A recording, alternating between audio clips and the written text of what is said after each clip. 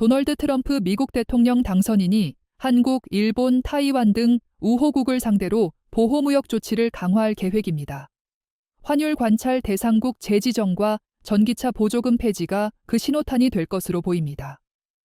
영국 매체 로이터 통신은 14일 트럼프 당선인의 정권 인수팀이 인플레이션 감축법에 따른 전기차 보조금 폐지를 추진 중이라고 보도했습니다. 특히 전기차 세액 공제 최대 7,500달러를 없애는 방안이 논의되고 있는 것으로 알려졌습니다.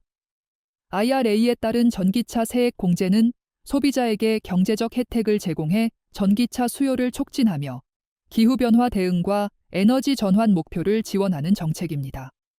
그러나 전기차 보조금 폐지가 논의되면서 현대자동차와 배터리 업계는 큰 타격을 입을 것으로 예상됩니다.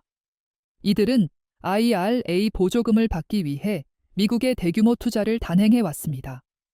현대차는 조지아주에 전기차 공장을 건설 중이며 LG에너지 솔루션과 삼성 SDI 등도 배터리 공장 건설을 추진하고 있습니다. 트럼프 당선인이 정부 효율부 장관으로 임명한 일론 머스크 테슬라 최고 경영자는 보조금 폐지를 지지했습니다.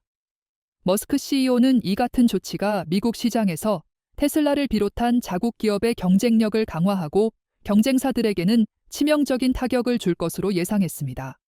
같은 날 미 재무부는 한국을 1년 만에 환율 관찰 대상국으로 재지정했습니다. 이외에도 중국, 일본, 타이완, 싱가포르, 베트남, 독일 등이 환율 관찰 대상국에 포함됐습니다. 대미 무역 흑자 150억 달러 이상, GDP 3% 이상의 경상수지 흑자, 그리고 12개월 중 8개월 동안 GDP 2%를 초과하는 달러 순매수 등 3가지 기준 중 2가지를 충족할 경우 환율 관찰 대상국으로 지정돼 미국 정부의 감시를 받게 됩니다.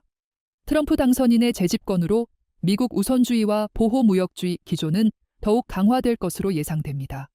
미국은 반도체, 전기차 등 첨단 산업뿐만 아니라 방위비 분담금 인상을 요구하며 한국을 압박할 가능성이 큽니다. 트럼프 당선인은 첫 임기 동안 중국과 무역 갈등을 일으켰으며 2기 행정부에서도 이를 재현할 것으로 보입니다. 문제는 대중국 압박을 강화하기 위해 한국의 협력을 요구할 가능성이 높습니다. 중국이 최대 교역국 중 하나인 한국으로서는 미국과 중국 사이에서 균형을 맞추는 일이 더욱 어려워질 전망입니다. 트럼프 당선인의 재집권으로 예상되는 강경한 대외 정책과 보호무역주의는 한국의 안미경중 전략을 어렵게 만들고 안보와 경제 사이에서 어려운 선택을 강요하는 딜레마에 빠뜨릴 수 있습니다. 이상 인천투데이 인투아이 앵커였습니다.